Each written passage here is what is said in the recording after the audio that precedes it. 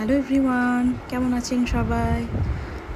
আমরা তালের বিভিন্ন ধরনের বিভিন্ন জায়গায় বিভিন্ন রকমের পিঠে খেয়ে থাকি, তবে এই পিঠেটা হচ্ছে অন্যতম। দেখতেও যেমন, স্বাদও তেমন।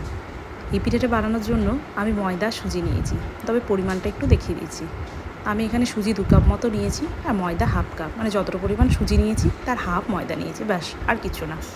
আর এভাবে একটা চালনার সাহায্যে এটাকে চেলে নিয়ে তালের মাড়িটা দিয়ে হালকা হালকা করে মাখিয়ে নেব।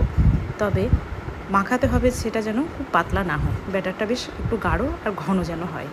সুন্দর করে হাতে করে বেশ মেখে আধা ঘন্টার মতো রেস্টে দিয়ে দিতে হবে। আর এই সুন্দর তেলে এইভাবে একটু দিয়ে একটা ছোট্ট হাতা নিয়ে দিয়েছি যাতে শেপটা গোল গোল হয়। এটা আপনারা একটু বড়তেও করতে পারেন, তবে একটা ইম্পর্টেন্ট কথা, ডুবু তেলে দেওয়া যাবে না। ডুবু তেলে দিলেই এটা পুরো ছিঁড়ে ছিঁড়ে যাবে, কারণ প্রথমবার এই ভুলটা আমি করেছিলাম, ডুবু তেলে দিয়েছিলাম, পুরো একদম ছেড়ে ছেড়ে গেছিলো। তারপর থেকে দেখলাম যে না, একটু কম তেলে দিলে নিচে বেশ একটা শেপ হয়ে ধরে তারপর ফুলে ওঠে।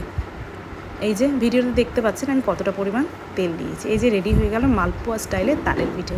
কেমন হয়েছে কমেন্টে জানাবেন। ভিডিওটা দেখার জন্য অনেক অনেক ধন্যবাদ।